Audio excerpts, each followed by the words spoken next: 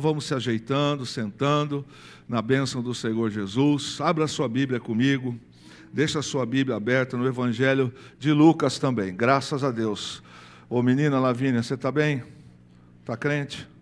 Tá? Tá certo. Isso é importante. Se está crente é importante. Irmão, você está falando com um pastor que, olha, eu tô aqui hoje no culto, não era para estar. Fiz uma microcirurgia terrível. Não grave isso não. Não grave isso não. Apaga isso aí, dá tempo aí. Irmãos do céu, olha, dor de dente e dor de ouvido ninguém merece. Irmã, quase a gente ligou para vocês hoje. Igreja pequena eu posso falar assim, que eu estou em casa mesmo. Irmão, eu não achava dentista. Eu tive que abrir isso aqui na sexta-feira, tomar anestesia nesse trem, abrir a gengiva por dentro. Ó, irmão, a coisa é terrível, mas só Jesus na causa. E essa noite foi de novo. Eu saí daqui, hoje a Fernanda ficou comigo, tive que achar a dentista de última hora, abrimos lá e abriu de novo tudo isso aqui. Irmão, uma dor, mas é uma dor que eu falei, não vou conseguir no culto hoje, mas eu estou aqui, graças a Deus. Então eu estou feliz, falei para a Fernanda, estou feliz de vir para o culto hoje, porque eu achei que eu não ia vir. Se Deus quiser, eu recebo em nome de Jesus. Ainda bem que a irmã Terezinha está orando por mim, porque só ela que falou, então, obrigado, Santa, obrigada, Terezinha de Jesus. Irmãos do céu, que dor, que coisa terrível, terrível, terrível. E olha, só Jesus, a gente vai ficando velho, vai ficando jegue mesmo, é uma coisa de louco, pelo amor de Deus do céu. Mas agora sim, pode gravar. Vamos para Lucas. Graças a Deus, graças a Deus. Você já deve ter prestado atenção que a maioria de nós, em nossa humanidade, às vezes, a gente, quando cristãos, nós achamos que nós fazemos muita coisa para Jesus. Só por ser crente, a gente acha às vezes. Eu já ouvi pessoas que disseram assim, eu vou à igreja, eu estou na igreja, eu vou aos cultos. Como se vir aos cultos fosse, assim, a cereja do bolo para uma salvação, para morar na eternidade com o Senhor. Eu ministro na igreja, eu toco na igreja, eu sirvo na igreja. E o tempo vai passando e às vezes a gente vai se tornando profissional da fé. Alguns anos atrás, nesta casa, teve um pastor que é meu amigo, chamado pastor Marcos Miranda. Ele pregou aqui, eu nunca mais esqueci daquela mensagem. Deus nos livre de sermos profissionais da fé. Deus nos livre. Isso é uma verdade, irmão, sabe por quê? Porque às vezes a gente vai se acostumando com o tempo de igreja, e nós vamos achando que o tempo de casa, ou o tempo de batismo, ou o número de Santa Ceia, ou porque eu tenho 20 anos de cristianismo, de convertido, isso para mim é tudo, isso para mim resulta em aceitação da parte de Deus, resulta em aceitação de algo que o céu está colocando um carimbo e dizendo assim, assinei, está fechado, está alinhado, está resolvido e está tudo bem. Mas não é assim que funciona. E você sabe que quando o pastor, é uma coisa perigosa, porque às vezes a gente pode se tornar um religioso, dirigir culto, pregar.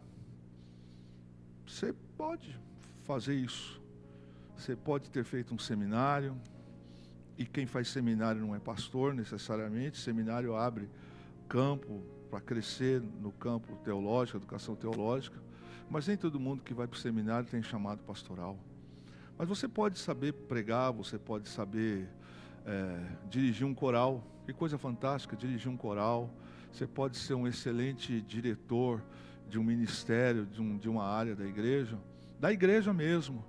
E com isso, no coração, a gente ter aquela ideia assim, não, tá garantido, tá bem, eu estou bem. Não, que isso.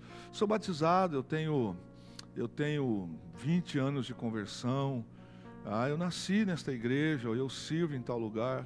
Isso é uma coisa que é muito séria, porque às vezes nós vamos nos acostumando com todos os dias sendo iguais e vivendo uma vida igual todos os dias, quando na verdade o Evangelho não é assim, não deveria de ser e não é assim. Prova disso é o ministério de Jesus Cristo, messiânico dele que veio aqui.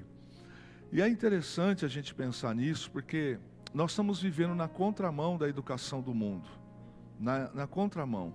O mundo atual, ele prega carnalidade, ele prega o eu primeiro, ele prega que não há, Deus não existe. Eu tenho ouvido pessoas falando assim, absurdos, né? Que Deus não existe, que isso é uma besteira, que a Bíblia não exige isso, não exige aquilo. E na verdade, Paulo escreve sobre isso, Pedro escreve sobre isso, falando sobre o tempo final, o tempo das heresias, o tempo das coisas apócrifas, o tempo em que as coisas iriam chegar num ponto que os domésticos da fé não iriam mais se sujeitar à santidade da palavra, nem ao temor da palavra. Eles iam viver segundo as suas próprias paixões, os seus entendimentos, as suas compreensões, os seus ensinamentos. E isso é um perigo para nós. Perigo para nós, porque de repente a gente, com determinado tempo de conversão, a gente começa a achar que está tudo bem, está tudo bem. Você vê que depois da pandemia, muita gente não voltou para a igreja, não voltou, e não é aqui só não. Não é aqui. Eu converso com pastores de 3 mil membros, 4 mil membros, de 500 membros, e eles falam a mesma coisa. Eles falam, rapaz, 1/3 não voltou, não quer saber, a outra parte não quer saber nada. Só que, por exemplo, quando fala em congregar, é bíblico. Quando o corpo está reunido, o corpo se interessa pelas questões do corpo, os membros estão ali envolvidos em oração, só nos completamos quanto corpo quando estamos juntos. Mas o mundo atual tem cativado a mente das pessoas por uma série de coisas. Então, o crescimento da evangelização não tem sido como deveria de ser. As nossas ideias, eu digo as nossas, é do mundo atual, ela não comunga do mesmo jeito. Essa semana eu ouvi uma declaração de uma candidata a presidente dos Estados Unidos, fazendo piada quanto ao nome de Jesus, fazendo piada, ela trazendo assim um comentário muito jocoso, mal, terrível, sobre Jesus Cristo numa campanha. Eu fiquei pensando, uma nação que já foi uma nação evangélica, chegou num ponto aonde mas tanto que ela abriu precedentes, que ela não acha anormal mais zombar de Jesus. Você entende o que eu estou falando, irmãos? Uma nação que já exportou missionários para o mundo inteiro, hoje traz a possibilidade de ter como líder de uma nação alguém que zomba do nome de Jesus, alguém que não tem nenhum respeito pelo nome de Jesus. E essa pessoa já está assumindo essa posição agora. E a igreja?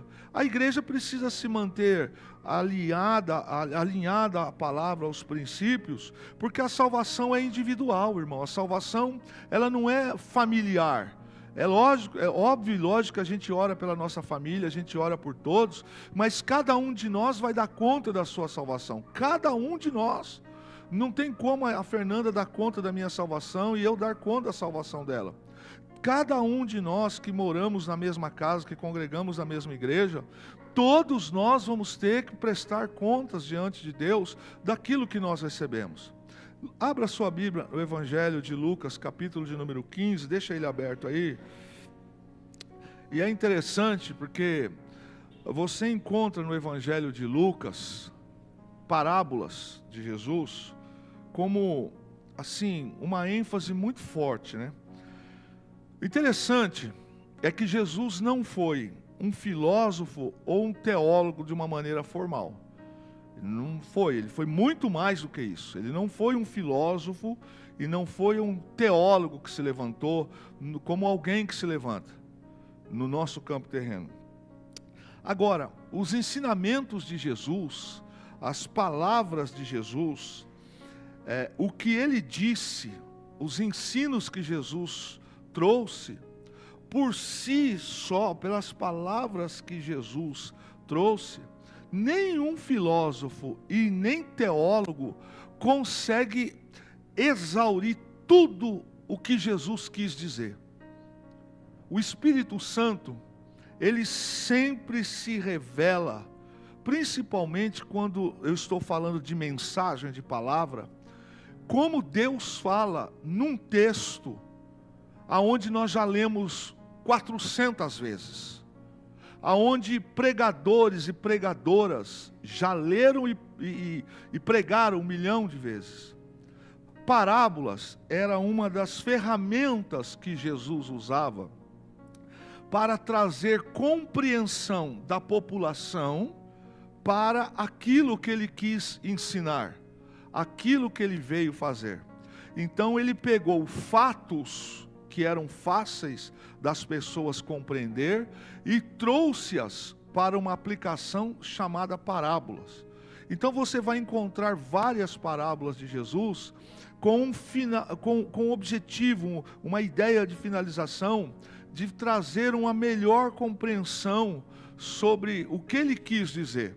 Ele não usou palavras difíceis, ele não usou palavras em outras línguas, ele falou na linguagem do povo, ele falou numa compreensão, e a parábola ou as parábolas, elas foram assim ferramentas, no que diz respeito à ação de proferir parábola no singular, uma ferramenta importantíssima para uma compreensão. E todas as parábolas de Jesus, elas têm verdades do começo ao fim. Então, você vai ver na parábola de hoje, por exemplo, que por mais que alguém já tenha lido e pensado e pregado, é interessante quando o Espírito Santo pega a gente, a minha vida semanal, quanto pastor, agora, nos cultos que nós temos, fora a visita, fora o aconselhamento, etc.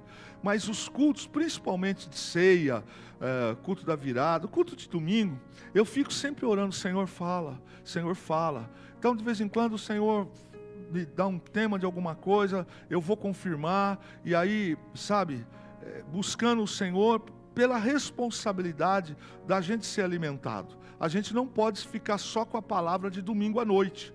Quem fica com a palavra só de domingo à noite fica vazio. Você precisa, aqui é só uma complementação. Aqui é o lugar onde você se enche para ter uma semana pela frente, mas você precisa orar, ler a Bíblia, temos culto semanal. Mas qual é a preocupação? A preocupação de orar para que o Senhor fale com a igreja. Porque a igreja está na terra ainda. A igreja não foi arrebatada, mas será. Se não todos, segundo a Bíblia, uma parte será arrebatada. Segundo os estudos escatológicos, as coisas estão acontecendo mais rápido do que nós imaginamos. E eu estava pedindo ao Senhor, e esse texto caiu assim no coração de uma maneira forte, e até porque quando eu vi que talvez eu não pudesse estar no culto, eu fiquei triste. Falei, puxa vida, estava no coração. Jesus tem uma genialidade suprema, a genialidade de Jesus de resolver questões. Lembra daquela história das pessoas que pegaram a mulher em adultério, que ele só escreve tal na terra e fala, quem de vós não tem pecado, que atire a primeira pedra. Aquilo é de uma ação, de uma genialidade suprema, divina, porque quem dá uma resposta como aquela deve saber de alguma coisa. Quem não tem pecado como aquele que joga. Então ficou claro que todas aquelas pessoas que estavam com pedra na mão, que desistiram, tinha alguma coisa errada na vida delas nessa área. Jesus, ele tem uma capacidade para tratar da área de ensinar, e eu gosto de frisar bem isso, sabe, irmãos? Hoje a gente tem Jesus como advogado. Hoje, enquanto ele não voltou, enquanto nós não morremos fisicamente, até que ele volte, uns vão descansar primeiro, outros vão ressuscitar quando ele voltar. Mas hoje, nós ainda temos o Senhor como nosso advogado. O que faz um advogado? Nos defende. Mas ele não ficará como advogado para sempre. Ele será juiz.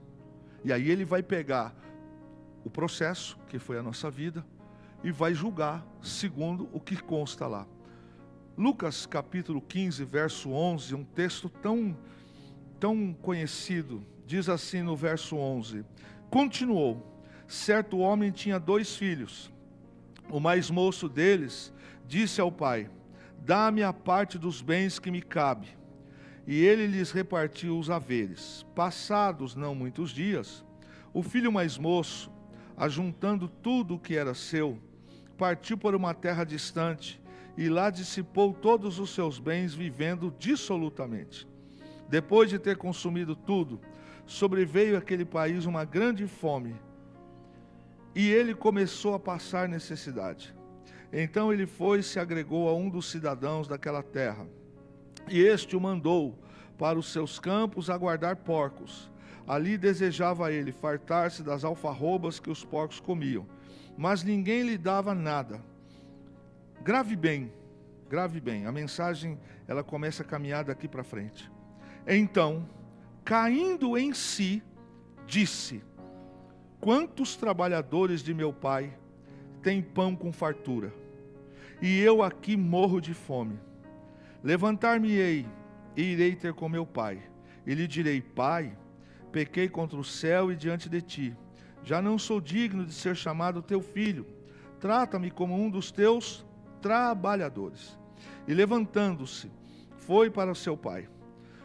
Vinha ele longe ainda, quando seu pai o avistou, e compadecendo dele, correndo, o abraçou e o beijou, e o filho disse: pai, pequei contra o céu e diante de ti, já não sou digno de ser chamado teu filho.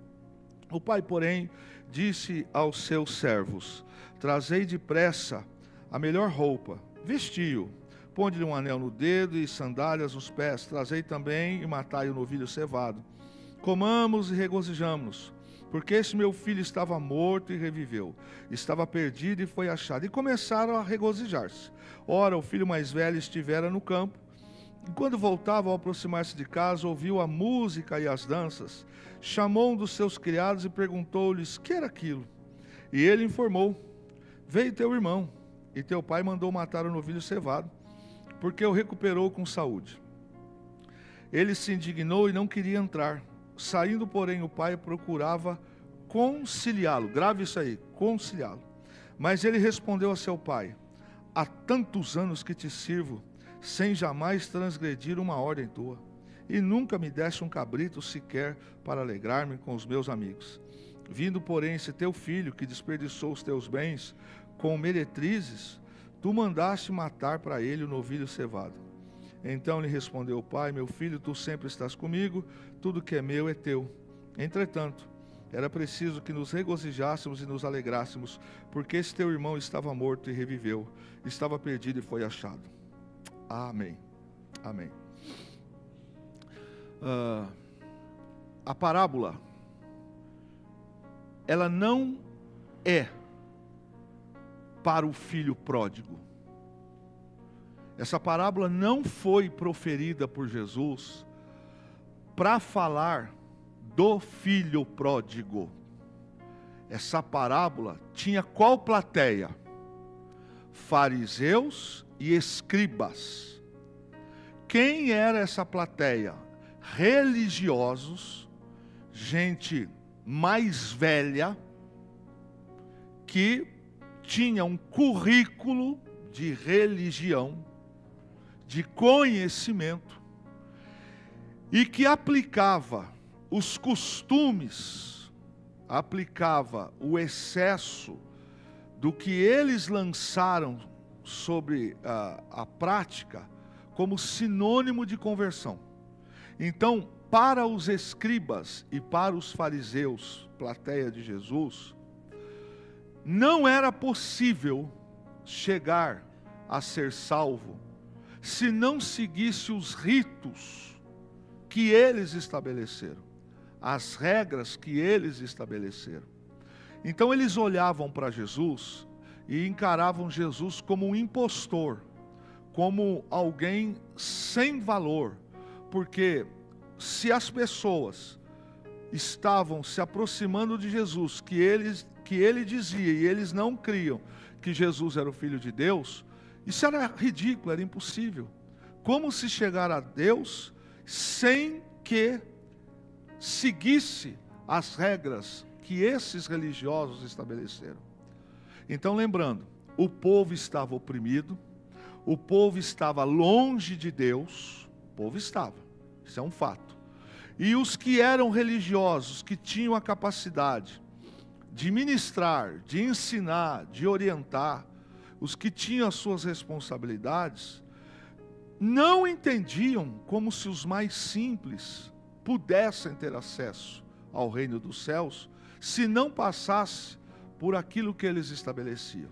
Então havia muitos hebreus e judeus que estavam realmente longe de Deus, porque criou-se uma divisão entre o sacerdócio, entre os fariseus, os saduceus, os escribas, e eles começaram, até porque se corromperam com Roma também, e porque politizou também o sistema, que o próprio sistema do templo estava caído. Então as pessoas fizeram o quê? Se afastaram de Deus. Elas começaram a não mais adorar o Senhor, porque na frente deles se colocaram esses obstáculos. E Jesus vai dizer na palavra, em Mateus, que Ele não veio para condenar os homens, e é verdade. Ele não veio para julgar os homens. A primeira vinda de Jesus veio para salvar. Salvar. Todo aquele que nele crê, será salvo. Pastor, tem, lógico. Mas ele não veio como na primeira vinda, para já dizer, ó, está condenado, está condenado, está condenado. Não. Aí isso choca o sinédrio. Isso choca o farisaísmo.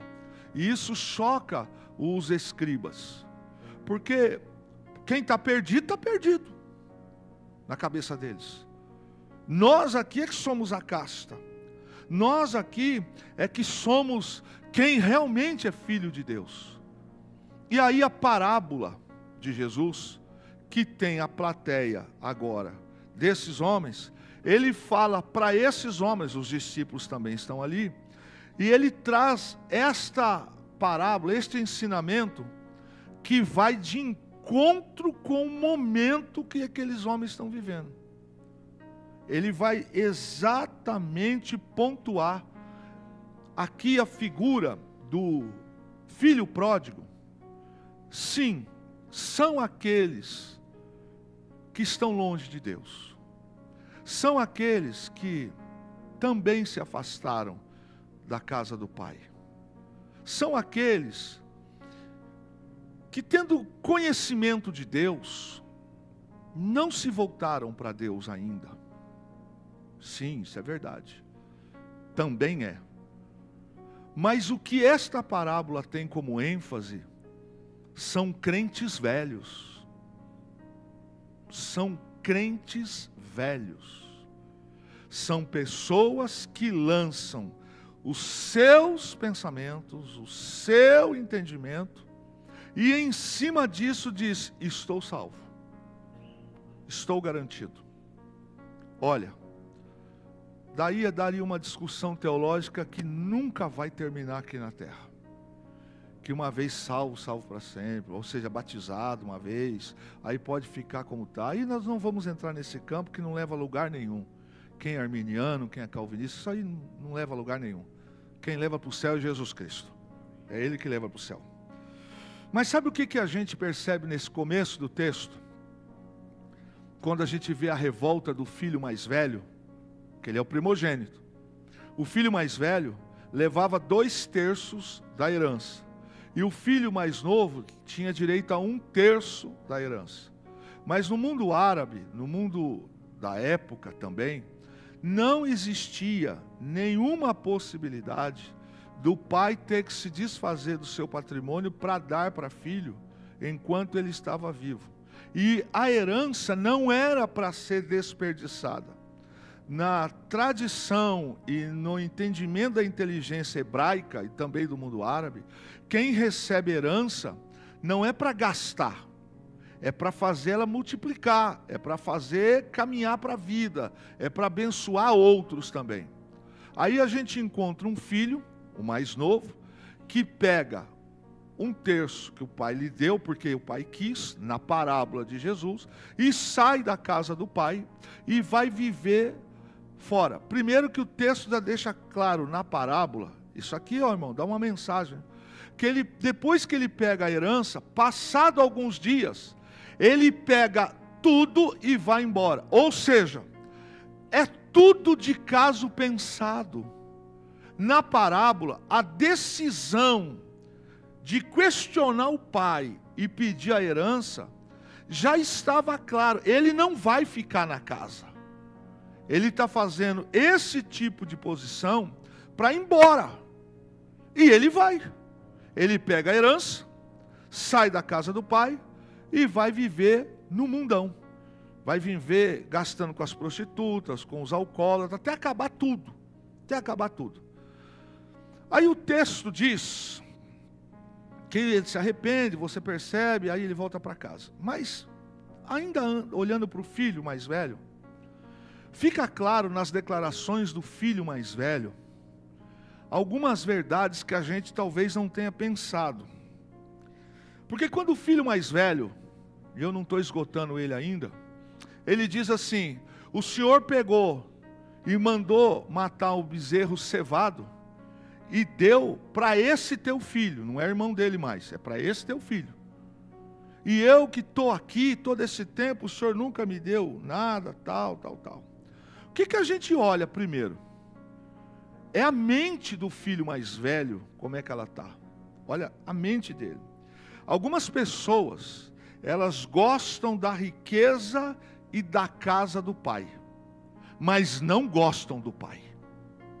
Algumas pessoas gostam do que o pai lhe proporciona. Algumas pessoas gostam do status quo, daquilo que o pai lhe proporciona. Algumas pessoas gostam da casa aonde o pai construiu, do ambiente que o pai tem, gosta das coisas que o pai tem na casa, mas não gostam do pai. Gostam daquilo que o pai pode lhes proporcionar. Quem diz isso é o filho mais velho. É ele que fala com a própria boca. Porque ele sendo filho, a mente dele está cativa, como a mente de alguém que está pensando em vantagens. O filho mais velho é um exemplo de alguém que se apoia na própria justiça. Você olha e ele bate boca com o pai e fala assim, não concordo, eu não concordo. Ele pegou, deixou o senhor triste, pegou as coisas, foi embora, gastou, fez tudo isso aí que o senhor já sabe, e agora, pai? E agora? Ele volta para cá, gastou e o senhor recebe ele, aí ele lança o que está no coração, o que ele é. Ele diz, eu sou justo, eu não fiz isso, eu não gastei o teu dinheiro, mas na verdade ele está dizendo o nosso. Eu sou justo, o teu filho não, porque o teu filho se comportou como um qualquer. Então na cabeça daquele filho mais velho, ele está se apoiando na justiça dele. Dele quem? Dele, filho primogênito. Ele nunca pensou como o pai estava com o coração por um filho mais novo, o caçula, que foi embora de casa. E isso é um erro, irmãos, muito grave. Porque, lembre-se, Jesus está falando para quem? Para uma plateia de religiosos. E isso é um erro tão grave, porque esse moço, ele está se colocando como aquela pessoa que confia na sua própria retidão, ou na sua justiça, e despreza a graça. É isso, ele está dizendo para o pai, eu aqui o senhor nunca me ofereceu, nem me deu, mas eu estava lá no campo, se estava trabalhando ou não, a gente não sabe, mas ele estava no campo. Ele está dizendo, eu sou justo. Então, dentro do conceito de filho mais velho, desse da parábola, ele está dizendo para o pai que ele é reto. Ele está certo. E ele está dizendo que ele acredita que tudo que ele faz está certo. Porque afinal de contas, ele não foi embora, ele não gastou o dinheiro da herança antecipado, ele não escarneceu o nome do pai, ele não fez o pai, aos olhos dele, sofrer. Mas veja, que o critério dele é de se colocar como o perfeito, como o reto, como o justo. Ele fala isso com as palavras dele. E que, segundo ele diz, esse teu filho, você pegou e matou o bezerro. E eu que estou aqui esse tempo todo, ou seja, eu que trabalho, eu que estou te servindo, eu que estou com o Senhor, eu que obedeço o Senhor, ou seja, eu que faço tudo certo, o Senhor não faz nada por mim. Então ele está achando que a obediência dele para com o Pai vai salvá-lo. Obediência derivada, né? Porque ele está deixando bem claro que o coração dele não é um coração alinhado com o coração do Pai. Ele está. Volte e pense, para entrar no raciocínio. Jesus está falando para quem? Para religiosos. Quem são? Fariseus, saduceus, os escribas. Que são pessoas mais velhas, pessoas mais antigas, pessoas com mais tempo de casa na religião, que olham para quem está caído, ou seja, para quem não está no caminho deles, e dizendo, esses não podem. E por isso que Jesus fala, eu não vim para os sãos, eu vim para os perdidos. Porque os sãos não precisam de médico. Quem precisa de médico são os doentes. Ele não está dizendo que o são nunca vai precisar. Ele está dizendo que ele veio para salvar quem estava perdido. Então aquele moço, o filho mais velho, o filho mais novo, caçula, ele estava na casa do pai, mas ele não estava salvo. Ele não tinha tido um encontro. Mas o filho mais velho, meu irmão, ele age com uma falta de humildade, que ele joga na cara do pai. E você vai perceber que o pai, eita, como é pai, né? E aqui, mãe, enfim. Você tem que se desdobrar em 2, em 3. Você tem um problema, e você está no meio de um problema, você tem que se desdobrar, para não deixar um outro ainda chateado. A cena é essa, tem um filho que voltou para casa, nós vamos falar dele. O pai está feliz, porque esse moço estava perdido, e estava mesmo, perdido espiritualmente, perdido moralmente. E o pai está alegre, porque ele voltou, mas na mesma hora que o pai está alegre, um servo chega e fala assim, chefão, o Kleber está lá fora, ele não vai entrar. O que está acontecendo? Aí é um servo, fala, ele disse que não vai entrar. Por quê? Ele está revoltado lá fora, porque o senhor está fazendo a festa. O pai, a gente não sabe como, a mesa está lá preparada, o pai sai, vai lá no portão, fala, ô Kleber, eu estou dando meu nome para você entender. O que está acontecendo, filho? Ô pai, você está errado, vou entrar nisso aí não, vou entrar não. Que isso? Fiquei aqui, ó, eu vi esse cara aí, gastando, meus amigos falaram que ele gastou com as prostitutas, bebeu, aprontou, pai, eu vi o senhor chorando, pai, eu vi aqui, a mãe, o que ela passou, pai, ô pai, eu que fiquei aqui, pai, ô pai, o serviço que ele não fez, eu tive que fazer, ô pai, que negócio que é esse, pai, o senhor, pai, não concordo de jeito nenhum, não. Esse teu filho não deveria de estar aqui dentro de casa nunca mais. Esse teu filho não merece. Pá. Aí o pai não pega a cinta. O pai não pega uma taquara. O pai, olha bem, o pai fala, ô filho, filho. Imagina o pai falando baixinho assim, com o filho mais velho, a festa lá, para que o mais novo não visse a cena. Ele falando assim: filho, presta atenção, tudo que eu tenho é seu, mas o seu irmão, a gente nunca mais ia vê-lo. O seu irmão estava perdido, o seu irmão foi embora de casa, e a gente talvez nunca mais fosse vê-lo. Filho, ele voltou para casa, ele está arrependido, ele não me pediu direito na casa, fui eu que dei, filho, mas eu não aceito, pai. Filho, ele estava morto, agora ele viveu, ele está vivo de novo. O pai está numa explosão interna de sentimentos.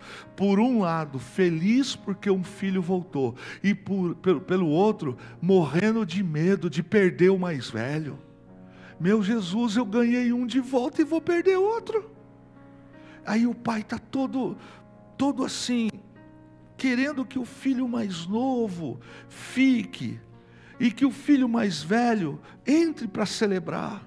E aí a parábola termina nesses versos que nós acabamos de ler, precisamente aqui nesse texto, no verso 32. Mas é interessante, porque na cabeça do filho mais velho, ele se acha no direito de controlar as riquezas do pai. Olha bem, se o dinheiro é do pai, com que autoridade ele tem para dizer aonde o pai deve gastar e não deve gastar? Então, quando ele fala, esse teu filho, está faltando humildade.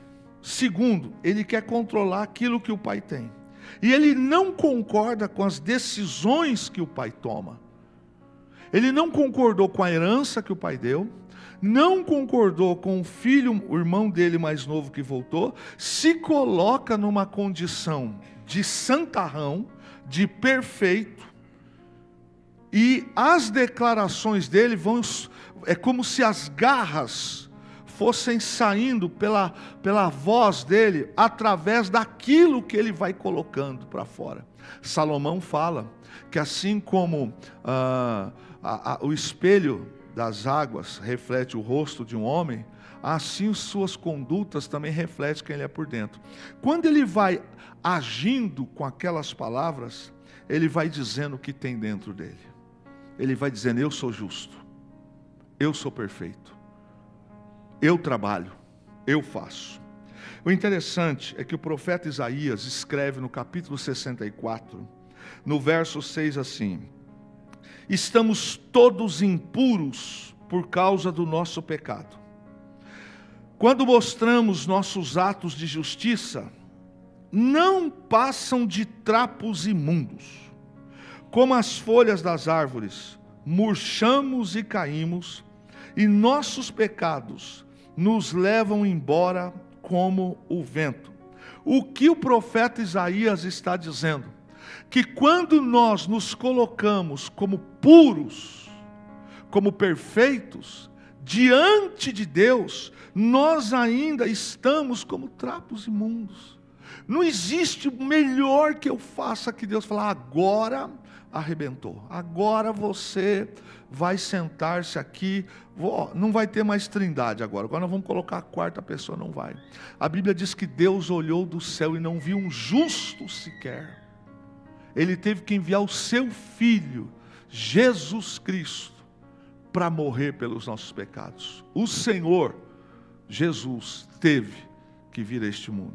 Então o profeta Isaías, ele está dizendo que por mais que eu faça, por mais que eu tenha alguns comportamentos, eu não posso julgar, eu não posso me colocar como o perfeito dos perfeitos, como o santo dos santos, porque eu também sou falho, porque eu também erro, porque eu também tenho as minhas impurezas. Pastor, mas então ninguém escapa diante de Deus? Não. Então como é que funciona? Graça. Graça. Porque Deus amou o mundo de tal maneira. Amor, graça. Nós não merecíamos, mas Ele nos amou. E quando nós aceitamos a Ele, Ele perdoa os nossos pecados. seu sangue é derramado sobre as nossas vidas. E o pecado já não tem mais domínio sobre nós. Mas a gente merece? Nunca. Mas, e os cultos que eu vou? Não tem nada a ver uma coisa com a outra, querido. A gente está aqui para prestar culto, é bíblico, é ordenamento, é o que ele fala. Mas nós não somos salvos pelo nosso dia a dia religioso, de bater o cartão. Entenda bem o que eu vou dizer para você. Aquele filho mais velho, ele estava na casa. A pergunta é, o coração dele era um coração de filho? Era um coração de filho? Não era. Quando você olha e vê que o filho mais novo e o filho mais velho, o pai tem o mesmo desejo pelos dois. O pai quer os dois na festa. O pai quer quem está fora, que se salve. O pai quer aquele que se desviou, que volte. Mas o pai quer você também, quer eu também na festa. Então o pai está celebrando com o filho e o pai está chamando o filho mais velho. O pai, olha o verso 20, diz assim: e levantando-se, foi para seu pai. Vinha ele, ainda longe, quando seu pai o avistou, olha aqui, e compadecido dele. Quem? O pai. O pai de longe, sentado, vendo o filho mais novo. O texto não fala, é uma parábola. Mas se é um pai normal, eu imagino que esse pai deve ter ficado, muitas tardes, sentado, calado, olhando para lá, e vendo, será que ele volta hoje, será que ele não volta? E o texto não registra o filho mais velho trazendo algum tipo de consolo para o pai. Mas o texto diz que quando o filho se arrepende, ele toma uma decisão, aí ele volta. O pai, quando vê, se compadece, corre e abraça. Aí o filho primogênito, verso 28, quando o filho primogênito está causando confusão lá no portão da casa, porque o pai está fazendo festa, um almoço, para o filho que voltou, verso 28, saindo porém o pai, procurava conciliá-lo. Ou seja, o pai quer quem se perdeu, mas também não quer perder quem está na casa. O pai quer os dois filhos na casa. Na verdade, o pai quer os dois filhos sentados na mesa. O pai quer os filhos, tanto aquele que deu mancada, aquele que errou, aquele que fez, mas estava com a cabeça virada. E o pai quer você, o filho mais velho. O pai corre para abraçar que voltou. E o outro, o pai tenta, calma filho, deixa eu te explicar uma coisa, querido. Interessante, quando a gente olha que o coração do pai, ele quer o que se perdeu e quer aquele que estava com ele em casa. E fica claro que um já estava perdido mesmo, realmente estava fora. O que o pai não sabia, na parábola, é que quem estava, não estava com o coração. Quando a gente olha então para esse texto, o que Jesus está dizendo para os escribas, fariseus e saduceus? Vocês perderam o primeiro amor. Vocês não olham mais com o olhar de quando se converteram. Vocês não têm mais aquele olhar, fariseus, saduceus e escribas, lá de trás. Jesus está mandando o que está escrito em Apocalipse capítulo 2, verso 5. Tenho, porém, contra ti, que você se esqueceu do primeiro amor. Você, fariseu, você, escriba, você que está julgando, ele está na parábola ele está dizendo para o filho mais velho: você está longe de filho. Você está longe da condição de alguém herdeiro. Eu estou dizendo que tudo é seu e você está se preocupando com um bezerro cevado. Você está se preocupando porque o seu irmão voltou para casa. Jesus está falando a parábola do filho pródigo para essa plateia que pregam, que cantam, que se intitulam, mas que o amor primeiro acabou. Crentes velhos, não velhos crentes, crentes velhos, que sabem tudo, que conhecem tudo, mas que o primeiro amor já não tem mais. Tem não. É assim que o mundo hoje também está. O que isso muda para Jesus? Ué, não muda nada, porque ele já sabia. Quem pode reverter o quadro somos nós. Somos nós. E sabe onde é que essa palavra ficou no meu coração? É quando eu, Kleber, fico querendo fazer ou não fazer mais, em decorrência de alguma coisa. É quando eu travo a minha trajetória de fé, a minha trajetória de filho, e eu começo a dizer, não faço mais, não vou fazer mais, parei aqui por isso. Ou vou deixar de fazer isso por isso. Vou ser um pastor qualquer. Vou ser um pastor que eles querem. Vou ser um pastor que não estou nem aí. Quiser vir, vem. Não quiser vir, não vem. Quiser tomar ceia, toma. Não quer congregar, não vou.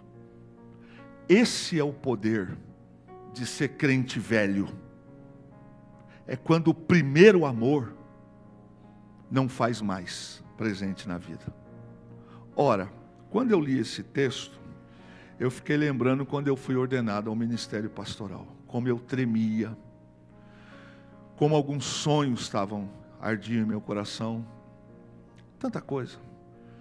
Mas nos anos, as feridas, algumas situações, que de repente aqueles desejos, aquelas ambições, aquelas coisas já não estão mais. Que perigo para mim. Porque se essa igreja hoje chegar no ápice de 3.000 membros, 4.000 membros, se eu deixar que isso entre na minha vida e faça uma vida de filho de Deus, ser igual a esse filho mais velho, vocês sobem e eu não subo. Eu posso levá-los, mostrar o caminho, mas por causa do meu coração, eu posso não me salvar. Esse filho mais velho, ele está se comportando como alguém que não tem amor nenhum pela casa, pelo pai e pelo irmão que estava perdido. Quando a gente olha para o comportamento desse filho, a gente vê que ele quer apenas se colocar justo, apenas na condição moral. Que moral? Eu não fui embora. Eu estou aqui. Eu não fui embora, eu estou aqui. Eu não te decepcionei nisso, eu estou aqui. Então, moralmente, ele está dizendo, eu tenho muito mais moral do que ele. Só que esse filho, e realmente, ele está se baseando no seu ponto de justiça para se declarar salvo. Mas o que esse filho não tem, e a parábola mostra, é que o evangelho, o poder da palavra, do Espírito Santo, não entra mais no coração dele. Porque ele, como se diz a palavra certa, ele está com o coração cauterizado. Sabe o que é cauterizado? Cauterizar é quando você faz uma cirurgia, um corte, e de alguma maneira o cirurgião vai lá, e ele pega o instrumento, queima aqui, cauteriza, então não tem mais problema, vai cicatrizar. O que esse filho mais velho está demonstrando aqui, é que na parábola de Jesus, falando para os escribas e os fariseus, vocês estão com o coração totalmente cauterizado, porque a palavra não entra no coração de vocês. Vocês estão se comportando como donos da verdade absoluta. Vocês não buscam uma renovação e vocês não se santificam. E esse é um problema. Desculpe, meu irmão, não quero ofender ninguém. Esse é o problema da gente ficar crente velho e não velhos crentes, em que a nossa mente não se renova mais, nós não nos santificamos mais. Não faz diferença entristecer o Espírito Santo. Não faz diferença se alegrar quando um pecador se arrepende. Se a gente nem jejua e nem congrega, quanto mais se alegrar com um pecador que se arrepende. Jejuar por alma se converter, tá bom. Se eu apareço aqui, estou aqui, termino o culto, em 3 minutos a igreja está vazia. Eu não tive acesso a nada, não quis saber de nada, não me envolvi em nada. Mais uma vez, eu estou dando um exemplo, não estou trazendo isso como prática da casa. A minha mente está focada em quê? Fui para o culto. Olha que coisa interessante. Final de mês, acho que é o penúltimo ou último domingo do mês, eu estou no culto. Eu estou crente mesmo, hein? Eu estou crente mesmo. Eu vim na escola dominical. Rapaz, não é que eu tive no culto quarta-feira. Essa semana eu li a Bíblia. Esta semana, se comparado com 15 dias atrás, eu estou crente. Mas eu fiquei sabendo de uma na igreja. Eu estou sabendo de uma.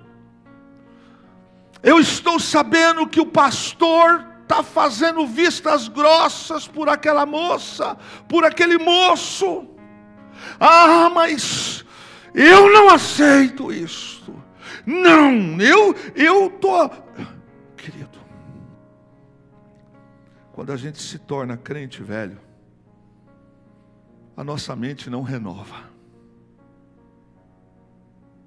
A nossa mente não busca mais santificação. Se eu falar para você que tem uma emissora brasileira que só faz propaganda contra o evangelho, contra cristão, você já sabe do que eu estou falando, sim ou não? Mas eu continuo chegando na casa de vocês, e eu continuo tendo que disputar a atenção de vocês nas visitas, com este canal ligado na casa de vocês. E depois a gente quer orar para que os nossos filhos não entrem cedo para o sexo, para a droga, para a bebida, para a promiscuidade. Às vezes, para mim orar em algumas casas, eu tenho que pedir, por favor, abaixa a televisão. Crentes velhos, temos um lugar aqui, aqui. Eu não concordo, eu discordo, eu não vou, eu não quero, eu não isso, eu não aquilo, eu não procuro entender. O Senhor Jesus está falando para aqueles fariseus e para aqueles escribas: o poder do evangelho em vocês não muda vocês. Vocês conhecem a verdade, vocês sabem, mas vocês estão impedindo que aconteça o crescimento. Vocês estão impedindo que as outras vidas se cheguem. Por quê? Porque vocês colocaram um dogma, colocaram um padrão, que vocês são os únicos certos, que vocês são os únicos corretos, e que se não for com vocês, por vocês, através de vocês, eles não podem vir. Só que a prostituta não vem, o leproso não pode vir, o aleijado não pode vir. Por quê? Porque é no padrão de vocês. Aí Jesus está dizendo: eu não vim para condenar, eu vim para salvar. Eu vim para salvar. Agora é para salvar. Por que a parábola do filho pródigo? 2 Coríntios, capítulo 3, verso 18. Mas todos nós, com o rosto descoberto, refletindo como um espelho a glória do Senhor, somos transformados de glória em glória na mesma imagem como pelo Espírito do Senhor. Então, irmão, entenda. Uma pessoa que aceitou Jesus como Salvador da sua alma, há 15 anos atrás, todos os dias ela tem que acordar renovada pelo Espírito de Deus. Todos os dias, todos os dias. Todos os dias, o que eu fiz ontem, o que eu errei ontem, o que eu pequei ontem, o que eu fiz ontem, isso foi ontem. Hoje a minha mente tem que ser renovada. Hoje eu tenho que me posicionar diante de Deus. Hoje eu tenho que aceitar Jesus, se for o caso de novo. Pastor, não tem o caso de aceitar Jesus 2 vezes, mas tem de se arrepender, tem de pedir perdão, falar: pelo amor de Deus, eu não quero ser esse tipo de gente que está na casa do Pai, que só se beneficia das coisas que o Pai pode dar.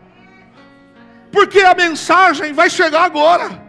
Porque quando as mudanças, querido, elas são visíveis na nossa vida, primeiro ela acontece na mente, depois ela acontece na atitude, e depois, quem se arrependeu, muda a mente, muda a atitude, e aquilo que nós tínhamos esquecido, desprezado, volta a ser importante. Vou dar um exemplo: oração. Oração. Crente que não ora, está esquecido desses princípios. Pregar o Evangelho é obrigação. Eu não quero que ninguém vá para o inferno, eu não quero. Então eu prego. Eu prego no ponto, eu prego em casa, eu prego aonde for. Entenda, quando a mente muda, eu não fico achando que só eu é que sou certo, que só eu mereço a salvação. O filho mais novo, realmente ele estava em pecado. Mas olha que mente. Quando ele estava em pecado, ele queria que o pai lhe servisse, e ele queria que as pessoas lhe servissem. Mas quando ele se arrepende, até o pai, ele queria que o pai servisse.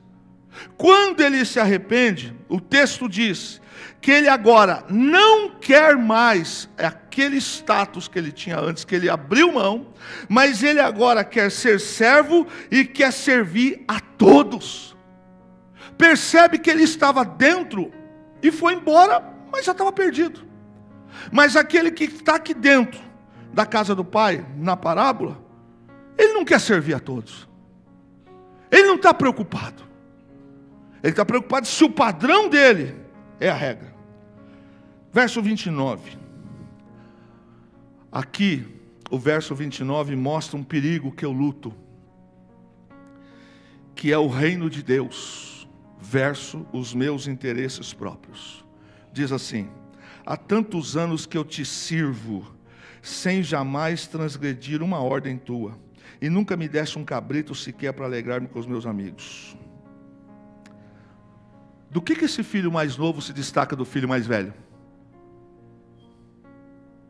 Só na idade. Os dois estavam vivendo em pecado. Ele se julga justo, e seu irmão, segundo ele, é injusto. Na pessoa do filho mais velho, Jesus está descrevendo um tipo de pessoa. É um tipo de pessoa religiosa, que se acha. Batizou em 1900 em Moisés. Já dirigiu a banda do 14 bis. Já foi dirigente do raio da roda do círculo de oração. Já foi superintendente de escola bíblica. Já foi conselheiro, sei lá do que. Pois bem, filho mais velho e filho mais novo estão iguais, até o momento em que o filho mais novo se arrepende e volta. E o filho mais velho não aprendeu com a lição. Agora a mensagem. O que Deus está esperando desta geração é o que Jesus falou: o Pai procura os adoradores. O Pai procura os adoradores. O Pai procura os adoradores que o adore em espírito e em verdade. Então deixa eu dizer uma coisa para você. Aqui, nesse filho mais velho, há uma questão aqui, que o pai aqui, figurativamente, é aplicado a Deus, e o filho mais velho, ao religioso antigo, que está dizendo que os seus interesses próprios é que justificam a sua salvação, e não o que o reino propaga, e não o que o reino é. Por isso que ele fala com o pai desse jeito, dizendo: eu te sirvo há tanto tempo, não vou entrar para a festa, não vou para este evento, não sento com meu irmão. Ok, está certo, você não vai? Está tudo bem. Aí vem, verso 17. Quantos trabalhadores do meu pai têm abundância? O filho mais novo disse quando ele perdeu tudo, ele está comendo as alfarrobas, que para o judeu cuidar de porcos era algo impossível, algo imundo. Ele chegou nesse nível. estava dentro da casa do pai. O filho mais novo, ele diz: quantos trabalhadores do meu pai têm abundância? Ele está lembrando, ele está fora da casa do pai. Ele está lembrando o que a casa do pai tem de comida. A Nova Versão Transformadora diz assim: até os empregados de meu pai têm comida de sobra. Ele está se lembrando disso, ele está fora de casa. Ele está dizendo: na casa do meu pai, os empregados não passam por isso. O verso 19, de novo, ele fala assim: faze-me como um dos teus trabalhadores. Para quem que ele está falando? Está falando para o pai. Ele está dizendo: pai, me faça ser como o teu empregado. E a Nova Versão Transformadora diz assim: por favor, trate-me como seu empregado. No grego significa mistios, é a palavra grega mistios. Ele está dizendo: pai, me faça mistios. Esta declaração significa: pai, me faça um assalariado. Pai, me trate com alguém que o Senhor paga salário. Esta palavra, quando ela entra para a categoria no grego, no contexto de adjetivo, ela é mistos, no sentido de dizer pagamento por serviço, bem ou mal, mas recebe. Então, o que esse filho novo está falando na parábola é: pai, me trate como alguém que o Senhor paga salário. Isso significa exatamente que o filho não espera mais que o pai lhe trate como filho, mas que trate como empregado, como mistios, ou misto, que significa: me pague o salário. Aí, sabe o que ele fala? Olha para o texto. Quando ele cai em si, a mente dele muda. E a mente dele passa a entender que ele tinha tudo e abriu mão da categoria de filho. E ele agora está dizendo: me trate como um assalariado. O filho mais velho está igualzinho o filho mais novo. Porque o filho mais novo, ele perdeu, verdade. Ele gastou. Agora ele está voltando na condição para o pai. Ele está dizendo: me faça como um dos teus trabalhadores. Ou seja, não me trate mais como filho, mas me dê salário apenas para comer e beber. E o filho mais velho? O filho mais velho todo o tempo estava se comportando como trabalhador, não como filho. Porque ele fala para o pai que o pai nunca lhe deu um bezerro, porque o pai nunca lhe deu uma festa. Na verdade, o filho mais velho estava se comportando como um empregado todo esse tempo. Você fala: pastor, mas aonde isso vai? Quem aqui,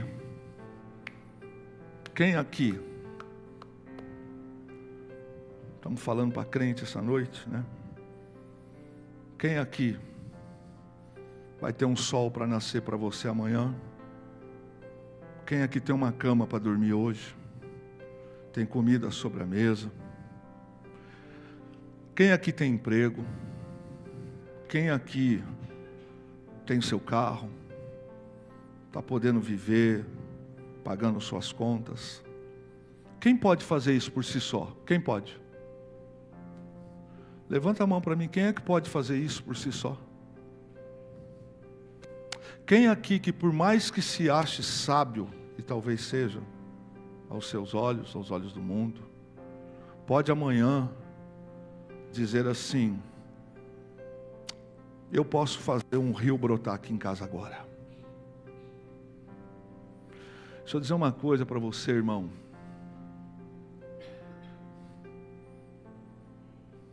Tem muito crente que está vivendo aparência de crente por causa de salário. Por causa de salário. Salário que você quer, Deus já te pagou. Deus já te pagou. Quer ver uma coisa? Quem almoçou hoje, levanta a mão. Quem pôde tomar um banho quente hoje, levanta sua mão. Quem vai poder ir para casa agora de carro, de ônibus, porque mora... Levante suas mãos. Teu salário está pago. Nosso salário está pago. Nosso salário está pago. É isso. Estamos nos comportando como trabalhadores? O salário está pago. O salário está pago. O filho mais velho tinha tudo, mas se comportava com a mente de trabalhador. Eu fiquei pensando nisso, sendo quebrado pelo Espírito Santo. O perigo das vezes a gente estar na obra e receber, ou não receber salário, mas estar na obra na condição de empregado. Fazer por fazer. Estar por estar. O salário está pago, irmão. Meu pai dizia isso: Deus não deve nada para ninguém. Deus não deve nada para ninguém. Nem o filho dele ele devia para nós, ele deu, morreu em uma cruz pelos nossos pecados. Mas quem se comporta com esta mente de filho mais velho, já recebeu. Porque o empregado, esses dias eu falei isso para um amigo meu, as pessoas não querem mais trabalhar, irmã, elas querem emprego. Elas entram numa empresa para trabalhar e metem o pau na empresa e não querem trabalhar e reclama do salário que ganha, mas não melhora o seu currículo, não estuda, não se dedica, blasfema do emprego, blasfema do chefe, blasfema de tudo. Não peça para ela levantar uma colher que caiu no chão, porque o papel dela é apertar interruptor. Então ela recebe salário de quem acende ou apaga o interruptor à luz. O nosso salário, se nós estivermos aqui no culto hoje, e não só hoje, deixa eu dizer uma coisa, irmãos, Deus já pagou o nosso salário. A gente veio para o culto, ok, você veio para o culto? Eu também te dei água hoje, eu também te dei luz hoje, eu te dei perna hoje, você vai para a tua casa hoje, você tem comida hoje. Deus está dizendo, eu não te devo nada. No dia do juízo, Senhor, em teu nome eu expulsei demônio. Senhor, no teu nome eu falei em outras línguas. Eu preguei na igreja. Deus vai falar assim: verdade, você cantou, você pregou, você expulsou. Kleber, eu te paguei, porque você fazia por causa de salário. Ai, graças a Deus que eu não recebo salário da igreja. Não é desse salário que eu estou falando, porque até desse, se fosse o caso de depender, eu não estava assim. Eu estou falando da mente, de se comportar como um trabalhador. Naquele dia, vou dar um exemplo. Marcelinha, a senhora tem noção de quantos cultos a senhora já veio à igreja, já foi na igreja na vida? Eu também não tenho. Mas eu vou fazer uma estimativa aqui, hipotética. Vamos dizer que a senhora tenha 5.498 cultos que a senhora já foi. A senhora veio para a igreja. Ok. E aí, pastor? Então você veio para a igreja, seu salário está pago. Por quê? Porque a senhora veio para o culto, Deus te deu comida, Deus cuidou da senhora, Deus te deu uma casa, Deus te deu roupa, Deus te deu... Quer ser tratado como empregado? Eu sei tratar como empregado. O Senhor diz, eu sei tratar. Então qual é o risco que eu corro? Eu, Kleber, Andriei e Flauzino. O risco de chegar naquele dia e falar assim: Senhor, o Senhor não sabia o que era aguentar aquele pastor Kleber. Soltar escala. Eu fui da recepção. Eu fui da tesouraria. Olha para Jacira. Essa mulher, não sei como que ela aguenta esse homem todos esses anos. Pastor, eu abri e fechava a igreja. Pastor, não sei o quê. Pastor, não sei o quê. Oh, Deus, né? Não, pastor. Aí ele falou, sim, tá certo, mas eu paguei teu salário. Como que o senhor pagou? Ué, você levantou todos os dias. Você respirou todos os dias. Eu coloquei comida na sua mesa todos os dias. Eu te dei banho quente, eu te dei um plano, eu te dei condições disso, te deu aquilo, deu aquilo, deu aquilo. Então, era salário, você se comportou como empregado. O que o filho mais velho está fazendo é se comportar como empregado. E o que o filho mais novo está pedindo para o pai é, me trate como empregado, ou seja, eu faço e o senhor me paga. Então deixa eu dizer uma coisa, a ansiedade da vida, o Senhor fala, qual de nós que por ficar inquieto, pode acrescentar com as nossas preocupações um covo da nossa altura? Qual de nós que pode, pelas nossas próprias mãos, ter mérito de fazer uma flor nascer? Qual de nós que pode fazer com que a terra pare de girar agora? Não. Sabe, irmãos, o Senhor estava falando aquela parábola para aqueles homens, dizendo para eles assim, vocês estão fazendo aquilo que vocês acham que tem que fazer, mas isso não é ser filho, isso é ser empregado. Como é que a gente quer ser tratado pelo Senhor? Nossos afazeres para Deus são pautados em favor ou em graça? Porque nós nunca poderemos pagar o favor de Deus para nós. Como é que nós vamos ser cobrados por aquilo que nós fizemos aqui na terra? Como cobrar? Como ser cobrado? Eu posso dizer para Deus, Senhor, eu abri a igreja durante 2024, praticamente todos os cultos sozinho. Esse menino vai dizer, eu toquei, eu dirigi, eu fiz, eu dei, Senhor, meu tempo. Deus falou, ok. É moeda por moeda? Então tá bom. Que dia que você pôde levantar da sua cama sozinho? Te paguei. Você morreu com 80 anos, um exemplo. Então durante 80 anos, eu permiti que você andasse. É trabalho? Está pago. Salvação é outra história. Nós estamos tratando de negócios, não é? Você não está falando para mim que no meu nome você expulsou o demônio, falou em outra língua, fez. Então, beleza, você fez mesmo. Eu te paguei.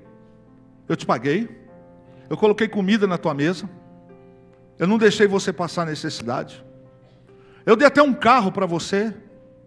Eu te dei uma casa. Você sabe aquele emprego? Então, nunca foi pelos teus méritos. Fui eu. É negócio? Negócio está fechado. Você fez aquilo e eu te dei isso. É negócio, não é? Então eu não te devo nada. Eu não te devo nada. O que eu gostaria, você não quis. O que, senhor? Eu te dei o meu filho. Mas você se comportou com a mente de trabalhador. Mente de salário. Você nunca entendeu. Então esta noite eu vou dizer para você o que o Espírito Santo falou para mim. Está me ouvindo? Eu não te devo um tostão, Kleber. Você prega por causa do meu espírito.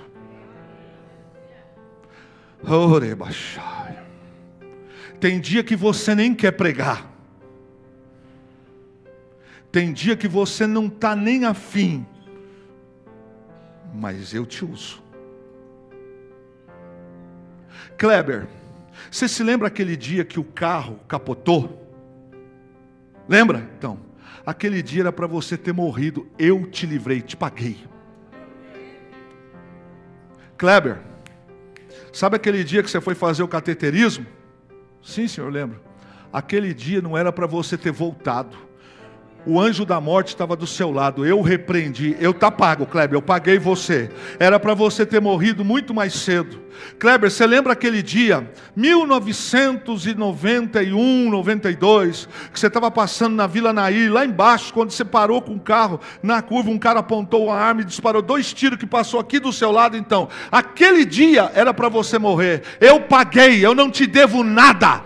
Você fez o serviço de pastor, fez como trabalhador, mas não fez como filho. Eu não te devo nada. Aconteceram algumas coisas na sua vida, Kleber. Eu restaurei tudo. Eu te dei uma casa, eu te dei um trabalho, eu te aposentei. Você fala para mim que pregou, você fala para mim que vai no culto, você fala que o povo dá trabalho, mas você não fez de graça. Por quê? Porque eu te paguei, eu te protegi, eu coloquei compra na tua mesa, eu te dei banho quente, eu te dei aposentadoria. É negócio, então negócio está feito. O que eu queria, Kleber, era que você fosse filho. Eu coloquei a mesa para você, mas você quis se comportar como alguém assalariado. Então a conta está paga. Não tem ninguém aqui dentro desta igreja, não tem ninguém dentro de igreja nenhuma na face da terra que pregue mais bonito que os outros, que ensine melhor do que os outros, que cante melhor do que os outros, que está fazendo algum tipo de favor para Deus. Não estamos. Deus já pagou. Amanhã Ele vai pagar. Quando terminar o dia amanhã que a gente fosse deitar, ou Ele pagou o dia de amanhã. Deus não deve nada para ninguém. Para ninguém.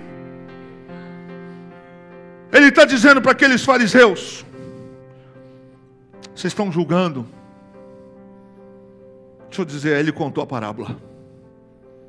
O filho mais moço realmente errou, mas quando voltou com a mente mudada, mudou a atitude, e o pai colocou ele de volta, na parábola. Filho mais velho, olha a declaração do filho mais velho, irmão. Pai, olha a cabeça de trabalhador, olha a cabeça de trabalhador. Para quê? Por quê? Não entendo, não acho. Cabeça de trabalhador. Eu estou te servindo todos esses anos. O senhor nunca matou um cevado, um novilho. Eu nunca fiz festa aqui dentro de casa. Podia ter feito. O teu filho foi embora, gastou com as meretrizes, fez com tudo, e para mim nada. O pai está dizendo: quem disse que é nada? Rapaz, é tudo seu. Às vezes, eu sei, irmão, quando algumas mensagens não traz aleluia, não traz glória a Deus. Se é que ainda não vão dizer que eu estou dando indireta. Mas é comigo. O Senhor falou para mim assim: não te devo nada. Não te devo nada. Coloco comida na sua mesa, ponho combustível no seu carro, tem uma casa para você deitar. Você fica doente, eu te dei até cartão de crédito pelo teu salário, você não tinha como ter. Eu te dei cartão de crédito para você comprar a prestação. Eu pago as tuas contas final do mês. Eu te dou roupa. Eu não estou te devendo nada, Kleber. Deus está dizendo para nós que nós podemos agir como Ele quer, como filhos. Mas às vezes nós nos comportamos como empregados. E como empregado Ele nos trata também. Ainda podemos reverter esse jogo. Aquele filho mais novo disse para o pai dele: me trata como místios. Me dá um salário, só comer e beber. Irmãos, tem gente que vem para a igreja, tem gente que vem para culto, só por causa de bênção. Só para receber coisa. Tem gente que vem para a igreja só para ganhar coisas. Você pode ver a visão de alguns, está tão opaca, está tão longe que não é cultuar. Sabe o que Deus espera de nós? Põe tempero no culto. Põe tempero no culto. Pare de criticar, pare de falar, põe tempero no culto. Quem gosta de chuchu aqui, levanta a mão. Você gosta de chuchu de que jeito, Giovanni? Cozido. Quem faz chuchu diferente aí? Salada de chuchu. Tem que cozinhar também, né? Bolinho de chuchu. Gostoso, não é? Vai, deu brecha, agora vai. Suflê de chuchu. Purê, já tem gente falando em doce de chuchu. Mas come chuchu. Diga, irmã Clarice. Doce de chuchu, está aí algo que eu não comi. Agora deixa eu dizer uma coisa para você. Come chuchu todo dia. Come chuchu todo dia. Gosta de chuchu, Lavínia? Cadê a menina? Está lá em cima dando cultinho, né? Quer pegar ela agora. Come chuchu todo dia. Come chuchu todo dia. Como é que você vai estar no final de uma semana? Ei, irmã, como é que a senhora estaria? Ó, já saiu aqui chuchu cozido, suflê de chuchu, doce de chuchu, bolinho de chuchu. Mas, irmão, vou falar uma coisinha para você. No final de 15 dias, a gente está assim, não, chuchu não, pelo amor, chuchu não. Aí vai lá e põe um cheiro verde e faz não sei o quê. Empregado, dá culto de chuchu. Faz o que tem que fazer, voa à igreja, bata o cartão, está tudo bem. O louvor está rolando, não tem emoção, não tem tempero, não tem coisa nova, não tem sabor. Então tanto faz ficar 20 dias fora da igreja, 30 dias fora da igreja, faltar Santa Ceia. Esse ano alguns de vocês já faltaram 7 Santas Ceias. Vocês estão uma belezinha, mas deixa para lá, né? Irmão, preste bem atenção. Culto tem que ter tempero. De vez em quando, já tem gente nossa que está olhando torto quando algum irmão diz aleluia, glória a Deus, porque já está acostumado a ser trabalhador da fé, não é mais filho.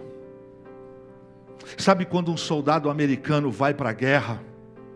O filho dele, a filha dele fica sem ver ele 1 ano, 2 anos, 3 anos. E eu sempre me emociono quando eu vejo os soldados que voltam vivos da guerra e os pais vão direto encontrá-los na escola.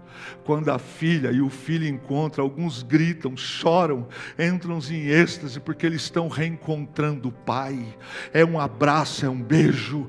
Nenhum culto é igual. O culto de quarta-feira é culto para Deus, o culto de domingo é culto para Deus, a escola dominical é culto para Deus. Você que serve na igreja, você está cultuando ao Senhor. Você que adora ao Senhor, você está cultuando ao Senhor. Meu irmão, a gente precisa parar de dar mesmice. A gente precisa parar de dar mesmice e dá para Deus, sabe o que? Tempero novo, tempero novo. Sabe, meu irmão, olha aqui, ó, o chuchu, se comer salada todo dia pode cansar, mas amanhã você faz um bolinho, amanhã você põe um cheiro verde, amanhã você faz um não sei o que, mas todo culto tem que ter sabor para o nosso Deus. Todo culto a gente tem que saltar, tem que pular, tem que celebrar. Querem fechar a igreja, querem calar a boca dos pastores, querem calar os púlpitos. Aproveite esse tempo que Deus está dando, pule, grite, salmodeie, vem para a igreja sem tomar banho, se você vem direto do trabalho, vem, come um lanche dentro do carro, na porta, mas venha para a igreja, adore o Senhor. Quando você entrar aqui dentro, meu irmão, você conversa o que você tem que conversar, mas o culto quando começar,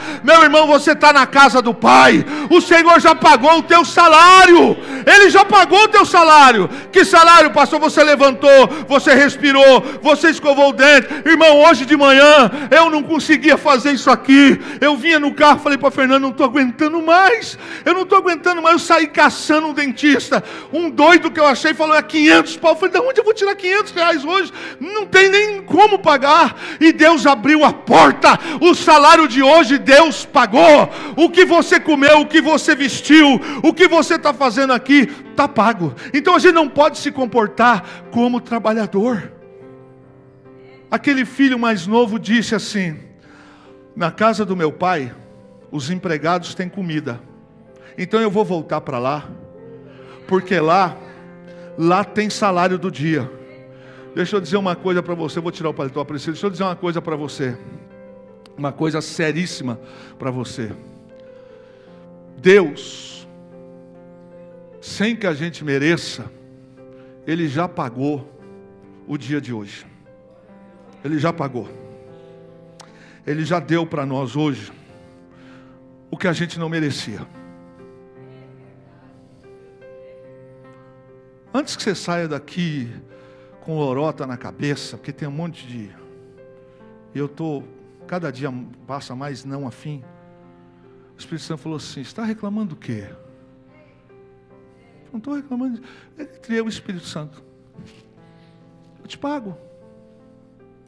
Porque a gente acha, porque pastoreia, mas tem que...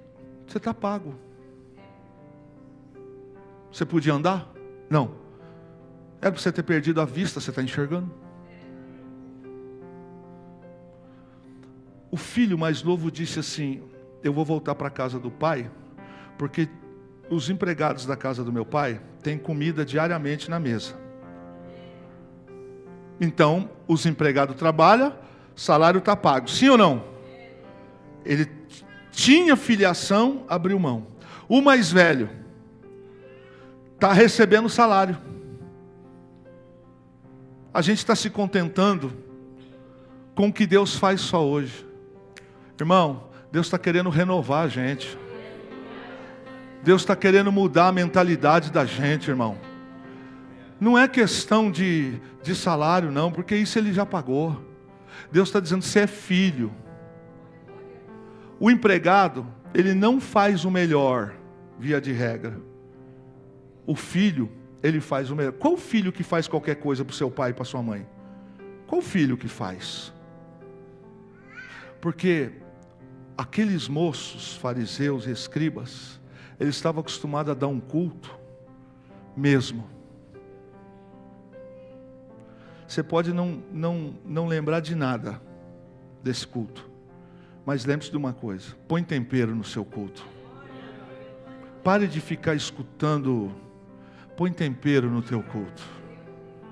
Não se comporte como empregado, porque como empregado, eu vou voltar a dizer e termino aqui: Deus não deve nada.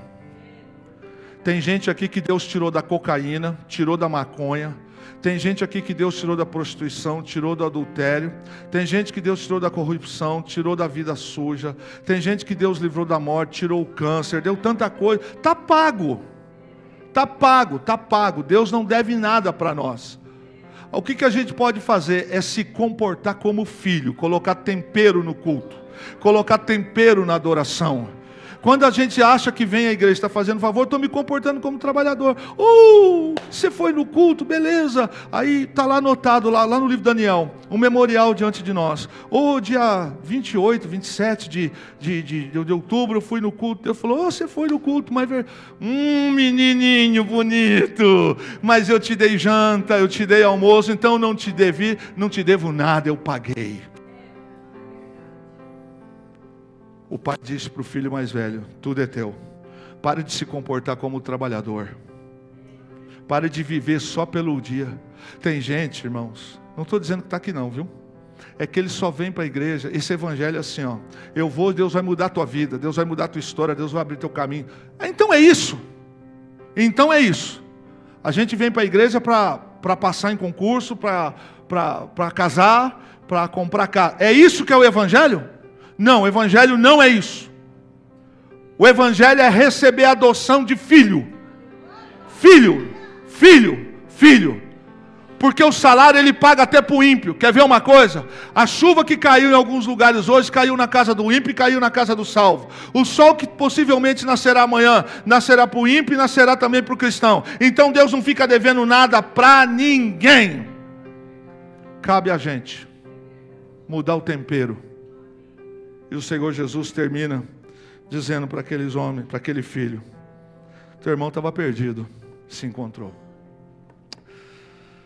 Deus pode dizer para nós naquele dia: Kleber, pelo que você fez eu retribuí você, mas a eternidade não te pertence.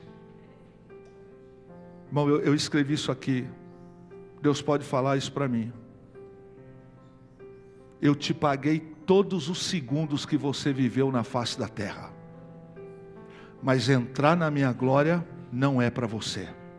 Por quê, Senhor? Porque se você só fez por causa de salário, você reclamou, fez corpo mole, fez do seu jeito, e mesmo assim, lembra da palavra mistios no grego? Que significa que o trabalhador recebe o salário, ainda que tenha feito um trabalho bom ou trabalho ruim. Ele recebe. Nem sempre a gente merece o salário que a gente recebe. Porque às vezes passa o dia inteiro, a gente não fez uma oração para Deus. Não leu, não teve devocional, não teve nada. Sabe essa pulseira que nós estamos usando aqui? Eu e mais um para Jesus. Sabe? Sabe? Cadê o mais um para Jesus? Cadê o mais um para Jesus? Fique em pé, querido. Põe tempero. O salário está